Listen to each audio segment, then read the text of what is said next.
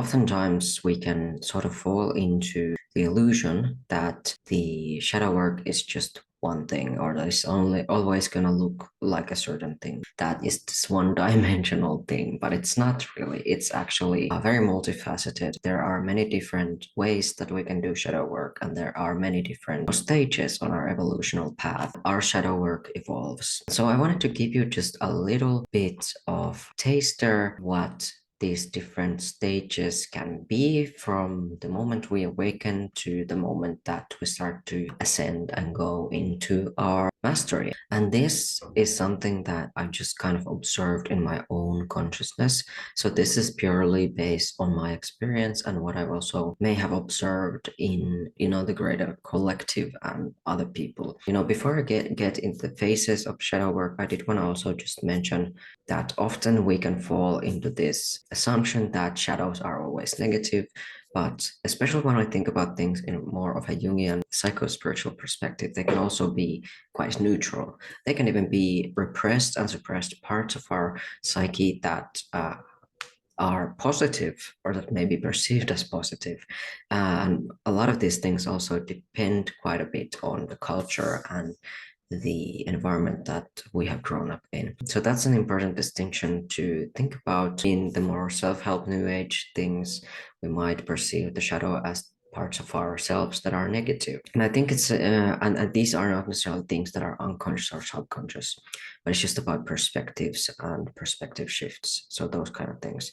And I think those are some of the most important things to remember for when it comes to shadow work, just in general approach types of ways. And oftentimes the collective energies are approached as the collective unconscious, and that is usually what, when we think about what's underneath the surface on a global level, is sort of the collective shadow.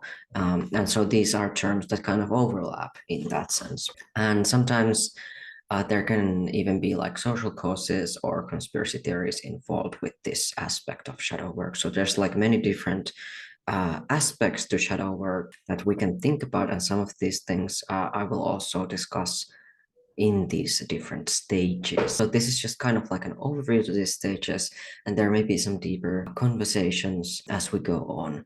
And one of these stages is actually something that I go a bit deeper into on the Home Planet membership. So I will, mention that once that becomes a bit more relevant to the stages and these conversations and stuff. When it comes to these 7 stages that I've come up with, that I have observed, it's almost like they are different grades in school, So if you go to the first grade, there's your first stage of shadow work. And if you go to second grade, that's your second stage of shadow work. So approach it like that. It's not necessarily about like hierarchy or superiority. So yeah, it's going to be, very different for somebody who's just getting started. And it's also going to be very different for someone who is on the path to ascension mastery, for example. Starting with the first stage, which is the awakening, and this is where we can often awaken. First of all, we awaken to things, and that's when we see things for the first time, and we are starting to uncover these different uncomfortable parts of our lives, whether that is,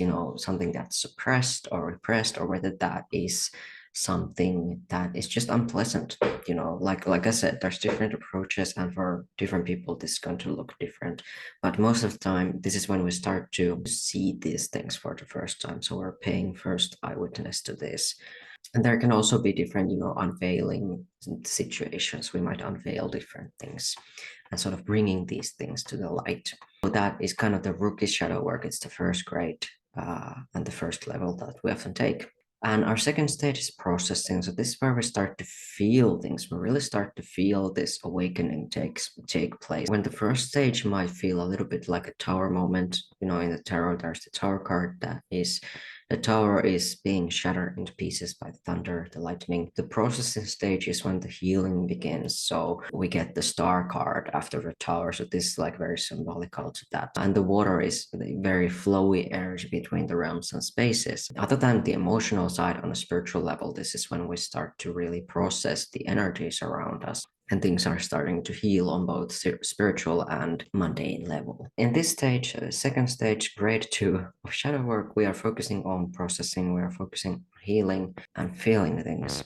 And in this stage, there can also be purging, because these things are coming out of us so that we can become lighter. We're not really supposed to be having all of the answers or understanding necessarily. We're mostly focused on the healing and the feeling things. And this is where we definitely start to work with our emotions rather than repressing them. So in the second stage, it's important to really let those emotions flow and to let all of the energies be cleared. So that's like the main focus of the second stage. And our third stage is acceptance. Okay, so this is where we start to accept the shadow self. We start to accept different unpleasant sides of ourselves, as well as, all emotions as a part of our life. So when it comes to those collective themes, we can start to accept them. In this acceptance stage, we start to do more of that validation. And we're starting to realize that each of these things is serving a purpose. And I've sort of noticed that sometimes people kind of get stuck here, kind of looping here and not really moving forward. That mostly could have something to do with just not knowing where to go next, or just being unable to fully heal those pieces of themselves. It's not something to be judged. Once this stage of the puzzle has been cleared, once we start to move on from this specific stage, our healing will become so much more deeper, and we are going to unlock the doors to ascension and mastery. We're starting to get a lot stronger after this, which is signified by the fourth stage or the fourth grade of shadow work, which is amplification.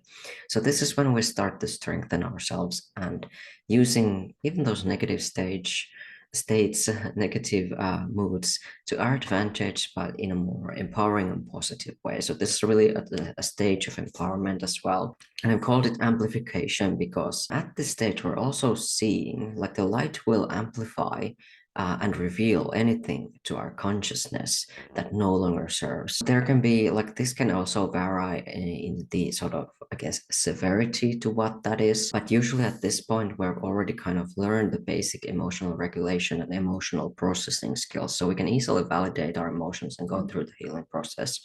And so there isn't that many triggers. In like the last couple of years, there have sometimes been certain things that have kind of brought a lot of unprocessed shadows up, for example, for myself. But at this point, I'm like already past the stage. I've already, let's just say, graduated into the next grade.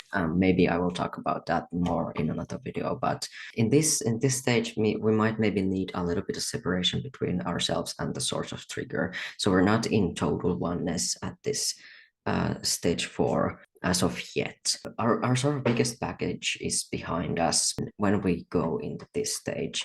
So that's something to keep in mind. Yes. And there's a whole blog post, by the way, which I'm reading some of these points from. So this is what I wrote myself. So I'm going to link that down below if you want to read the whole thing, because I don't really, probably won't be able to go through the whole thing in this video. Then the fifth stage, which is sovereignty. This is where we start to embrace our sovereignty and taking more responsibilities of our creations and our path. We start to recognize that our actions ground things into this human realm, and we're becoming more responsible in the co-creation process. We sort of have realized that blaming others is no longer useful to our energetic state, and we start to create from a more self-realized state. And so this benefits from our shadow work because we're seeing things from a much more objective and neutral state, because it allows us detachment. We also recognize that not our business to be doing other people's work unless we get permission, and it's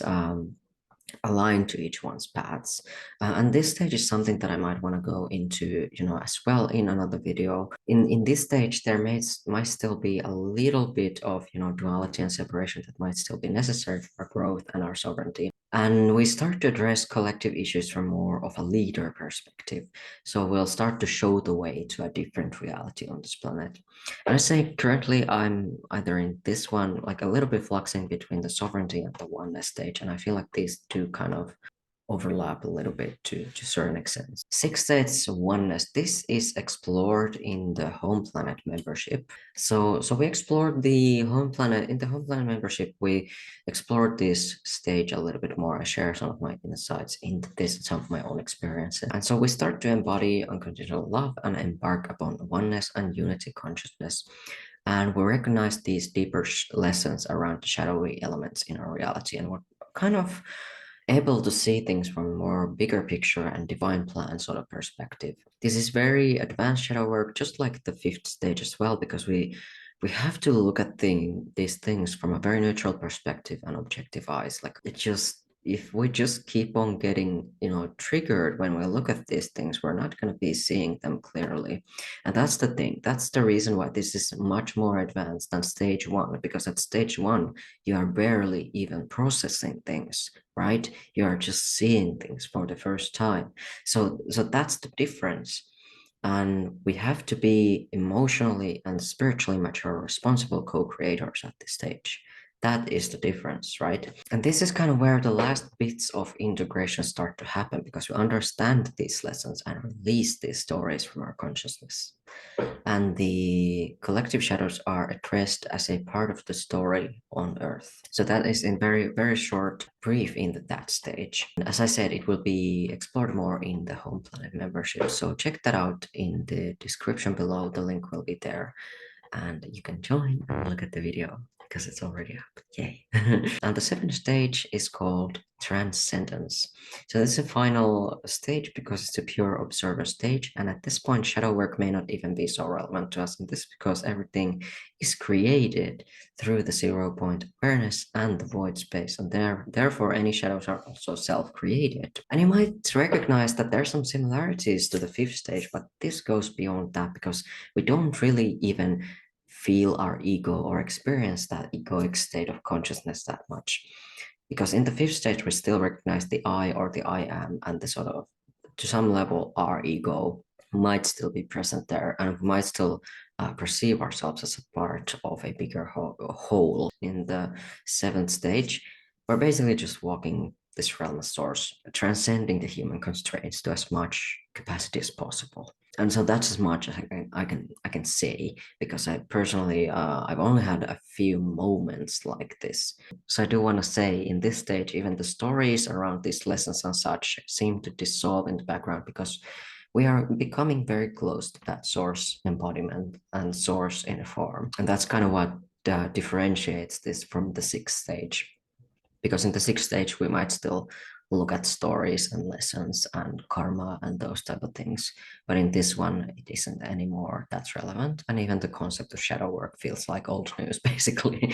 And one thing before I wrap this up, addressing the sort of darker side of spirituality, so things like psychic attacks, that is also something that is very important to know, because on certain stages, we can be a lot more prone to that. And that is probably another topic for another time. But I suppose some people do perceive those things as darkness. Some people do perceive those parts of spirituality as the sort of dark spirits, dark beings, those type of things. And there's a lot that I could, of course, say about that, but I find that for this specific video, this is where we are talking mostly about the esoteric side of things. So mostly from the inner work perspective and how that relates to our connections around us. And like I said, you can read the whole blog post, which I will also link below, and check out Home Planet membership. It is fun, and there will be also a community coming up for this membership in February. So I really look forward to giving that to you, because that will also be really wonderful and interesting. So thank you so much for listening to this video or watching it or whatever, and I will talk to you later.